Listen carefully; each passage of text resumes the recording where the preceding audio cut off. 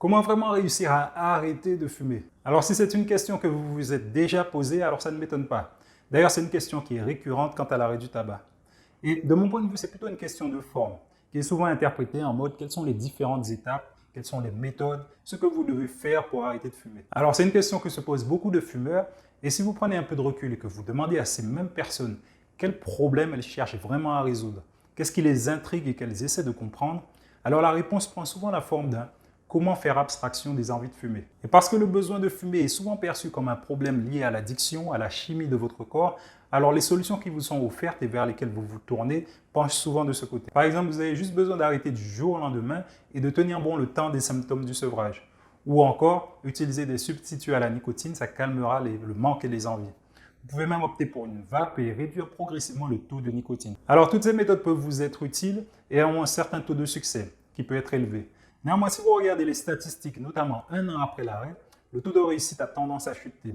Ce qui ne veut pas dire que ces méthodes ne marchent pas. Pour certaines personnes, elles fonctionnent et il n'y a pas de débat là-dessus. Néanmoins, le plus fascinant dans tout ça, c'est que si vous demandez à ces mêmes personnes si ça leur est déjà arrivé de ressentir qu'il y a comme un truc, quelque chose de plus profond qui les empêche d'arrêter de fumer et qui n'a rien à voir avec la cigarette, plus souvent que rarement, les réponses sont authentiques et sincères. Ça donne un oui ou j'avais jamais vraiment pensé à ça de cette manière. Lorsque j'accompagne quelqu'un à arrêter de fumer, mon objectif est de capitaliser sur ce truc, le truc profond sur lequel vous avez du mal à mettre le doigt, la partie immergée de l'iceberg qui maintient encore votre comportement de fumeur. Alors pour vous faire un exemple, disons qu'une femme tombe enceinte, qu'elle accouche, que l'enfant va bien et que depuis l'annonce de sa grossesse, ça fait 18 mois qu'elle n'a pas touché une cigarette.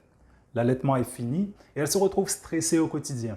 Elle essaie d'être une bonne mère, de gérer son enfant, de gérer son boulot, de gérer les tracas du quotidien.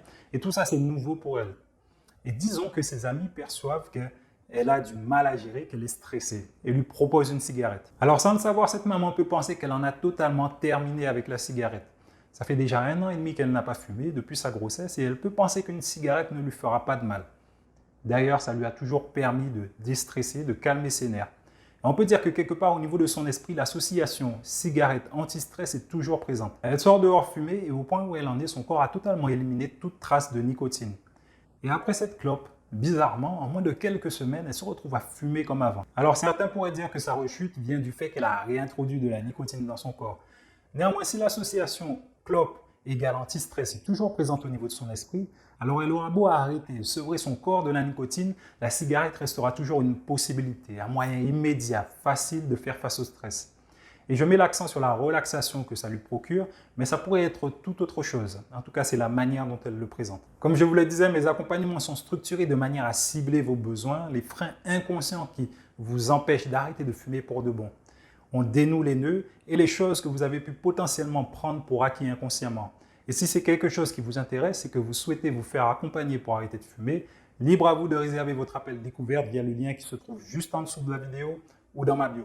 Quant à moi, je vous dis à la prochaine.